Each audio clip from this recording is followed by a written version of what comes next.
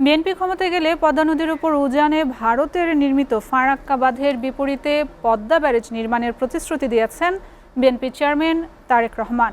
দেশ পরিচালনার দায়িত্ব পেলে কৃষকদের জন্য সুদসহ 10,000 টাকা কৃষি ঋণ মওকুফ করা হবে বলেও জানান তিনি। রাজশাহীর ঐতিহাসিক মাদ্রাসা মাঠে নির্বাচনী জনসভায় এসব প্রতিশ্রুতি দেন তারেক রহমান।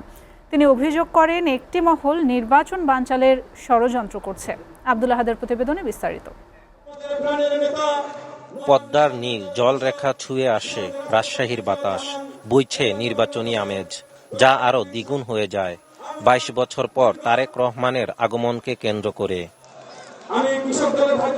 রাজশাহীর ঐতিহাসিক মাদ্রাসার মাঠে দলের চেয়ারম্যান তারেক রহমানের নির্বাচনী সমাবেশকে কেন্দ্র করে ঢল নামে সাধারণ মানুষের পাশাপাশি নেতাকর্মীদের স্লোগানে স্লোগানে মুখরিত হয়ে ওঠে মাদ্রাসার মাঠ। জনতার ঢেউ ঠেলে মাঠে প্রবেশ করেন তারেক রহমান, সাথে ছিলেন স্ত্রী জুবাইদা রহমান।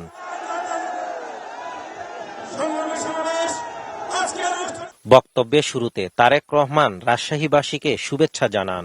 জনগণের ভোটে নির্বাচিত হলে পদ্মা ব্যারেজ নির্মাণ সহ বিভিন্ন উন্নয়নের কথা তুলে ধরেন তিনি।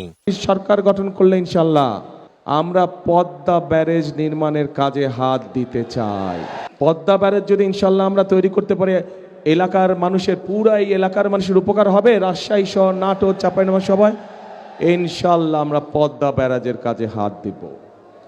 এখন আসেন প্রিয় ভাই বোনেরা, এইগুলো হচ্ছে কতগুলো হচ্ছে পুরনো পরিকল্পনা, যেগুলোকে আমরা নতুন করে চালু করব। শহীদ জিয়া সেই খাল খনন কর্মসূচি, সাথে আমরা পদ্মা ব্যারেজের কাজে ইনশাল্লাহ হাত দেব যত দ্রুত সম্ভব। তিনি বলেন, জনগণের প্রজেক্ট বাস্তবায়ন করতে হলে গণতন্ত্র প্রতিষ্ঠা করতে হবে। 12 তারিখের নির্বাচনে জনগণ সিদ্ধান্ত নেবে দেশ কোন দিকে যাবে।